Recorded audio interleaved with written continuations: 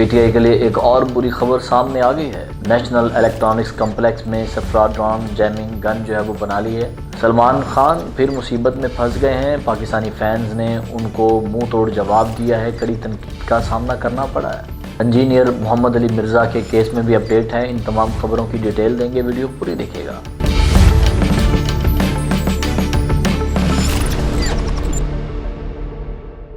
بسم اللہ الرحمن الرحیم، السلام علیکم ایوان، آپ دیکھ رہے ہیں سیماب نیوز، پروگرام خبر سے خبر تک کے ساتھ میں ہوں میر نوید۔ بات کریں گے جی ان خبروں کے حوالے سے جو پچھلے 24 گھنٹوں کے اندر ڈیولپ ہوئی ہیں۔ خبریں بڑی اہم ہیں، ان کی طرف جانے سے پہلے آپ سے گزارش ہے چینل کو سبسکرائب کر لیں۔ سب سے پہلی جو خبر ہے ہم ڈسکس کریں گے پی ٹی آئی کے حوالے سے۔ بڑی ہی ایک بری خبر ہے پی ٹی آئی کے لیے۔ پی ٹی آئی کے جو متعدد کارکن ہیں، جو ان کے رہنما ہیں، جو ان کے لیڈرز ہیں، ان کے لیے ایک بڑی خبر ہے، بڑا دھچکا لگا ہے پی ٹی آئی کو، اور وہ یہ کہ اسلام آباد انسداد دہشت گردی عدالت نے جو ہے ناقابل منظور جو ضمانت ہے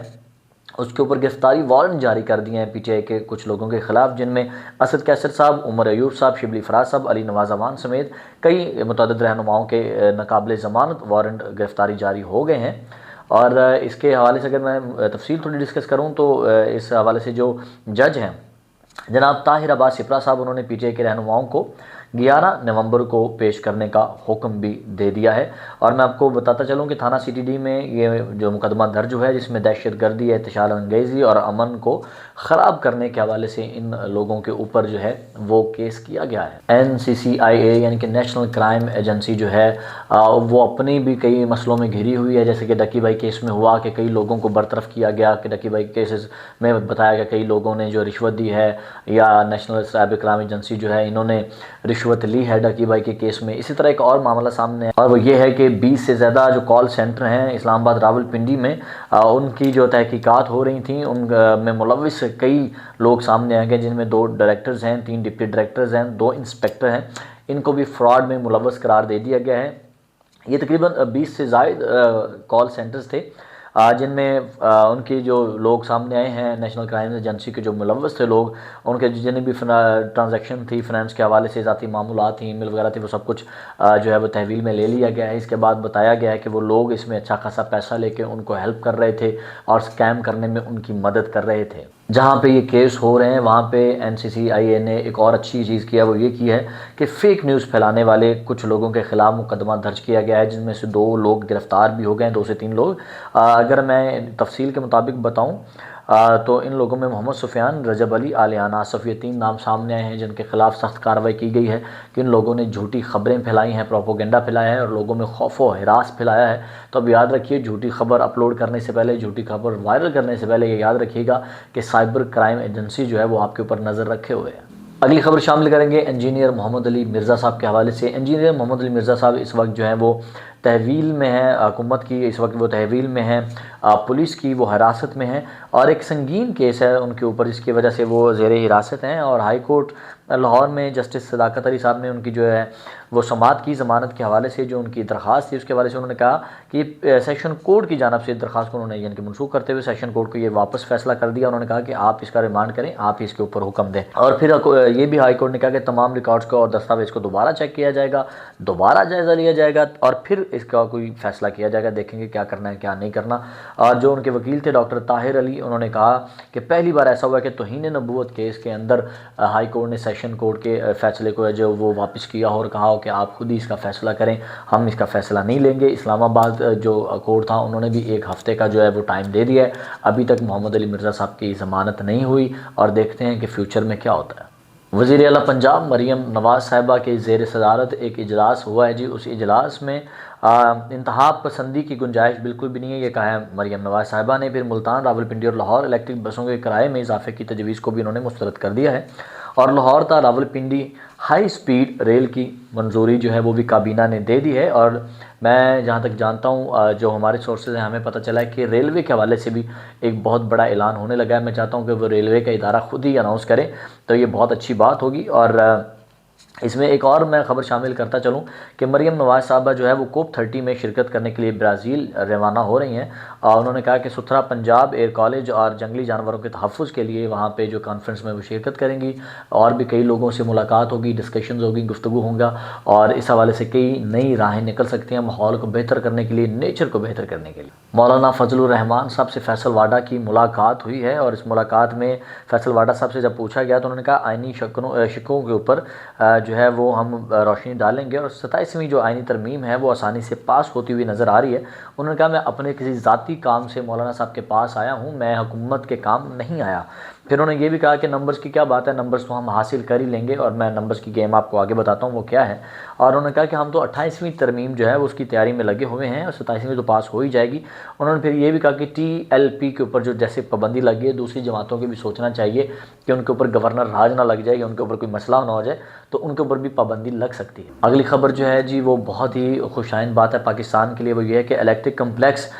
جو ہے اس میں صفرا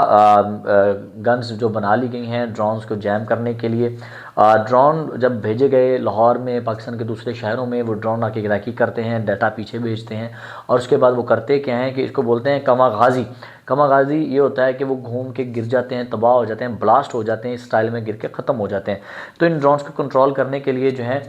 وہ بنا لی گئی ہے ایک مشین، اور یہ اس گن کا جو نام دیا گیا ہے نیشنل الیکٹرانکس کمپلیکس میں صفرا میں، یہ ڈرون جیمنگ گن اس کو کہا گیا ہے۔ اور یہ جو گن یہ کرے گی کیا کہ یہ ہوا میں ڈرونز کو کنٹرول کرے گی، کنٹرول کر کے ان کا اختیار خود لے لے گی، ان کا کنٹرول خود لے لے گی، ان کو بآسانی لینڈ کروا پائے گی۔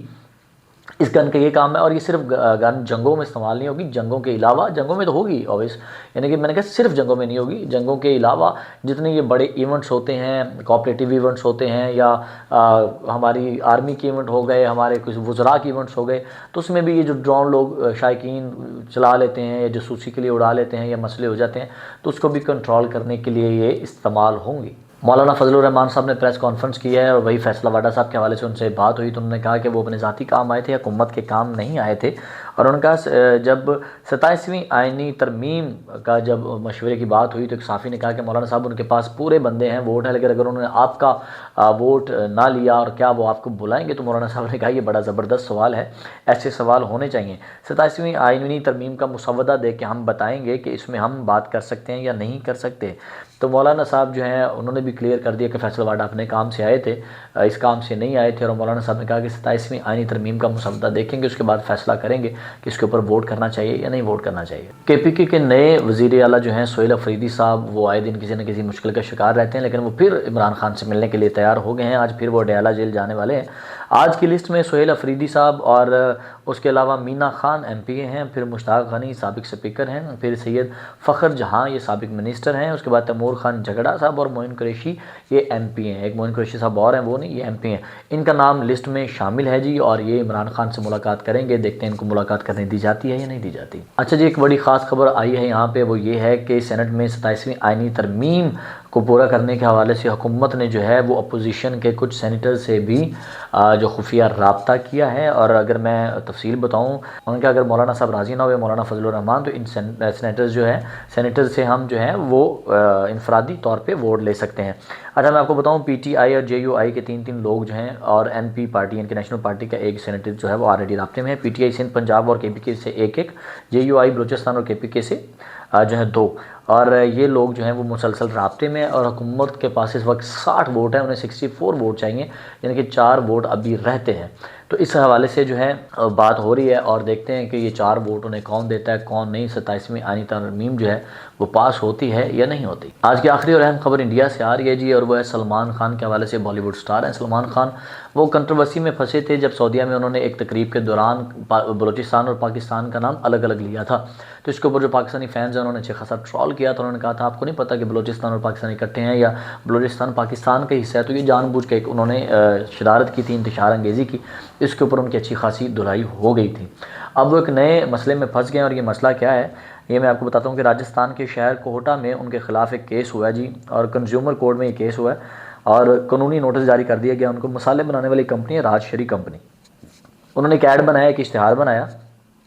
جس میں سلمان خان صاحب ہے، اور سلمان خان صاحب نے کہا کہ اس کے ذرے ذرے میں زعفران ہے۔ اس کے ذرے ذرے میں زعفران ہے۔ اس بات کے اوپر کیس ہوا ہے، اور وہ کیس کس طرح ہوا ہے میں آپ کو تھوڑی تفصیل بتاتا ہوں کہ بی جے پی کے سینئر رہنما ہیں اور راجستھان ہائی کورٹ کے وکیل ہیں اندر موہن سنگھ، انہوں نے شکایت درج کروائی۔ انہوں نے کہا ہے جی ذرا غور کیجئے کہ جو زعفران ہے وہ 4.5 لاکھ روپیہ کلو اس وقت مل رہی ہے، اور اس کے ذرے ذرے میں زعفران کہاں سے آ گئی، یہ عوام کو بیوقوف بنایا جا رہا ہے، سراسر جھوٹ ہے۔ کمپنی کو بھی نوٹس بھیج دیا گیا ہے، سلمان خان کو بھی نوٹس بھیج دیا گیا ہے، اور دیکھتے ہیں کہ کیا ہوتا ہے کیا نہیں۔ انہوں نے کہا جی یہ لوگ عوام کو گمراہ کر رہے ہیں، عوام کو بیوقوف بنا رہے ہیں، تو 5 روپے کا مسالہ 4.5 لاکھ کلو کی زعفران اس میں کیسے ڈال سکتے ہیں یہ لوگ۔ تو اب دیکھتے ہیں اس وقت سلمان خان کیا جواب دیتے ہیں اور ان کی کمپنی کیا جواب دیتی ہے۔ بہت شکریہ جی، آپ ہمارا پروگرام دیکھتے ہیں، جو ہمارا ٹارگٹ ہے سبسکرائبرز کا اس کو جلد سے جلد پورا کیجیے۔ آپ سب کی محبت کا بہت شکریہ۔ اللہ پاک پاکستان کو ہمیشہ سلامت رکھے، ظالموں کو نیست و نابود فرمائے۔ فلسطین، غزہ، سوڈان تمام کے مسلمانوں کے حق میں دعا ہے، اللہ پاک سب کے حال پہ رحمت کرے۔ میر نوید کو اجازت دیجیے، سماب نیوز دیکھتے رہیے، دوبارہ ملاقات ہوگی، اللہ نگہبان۔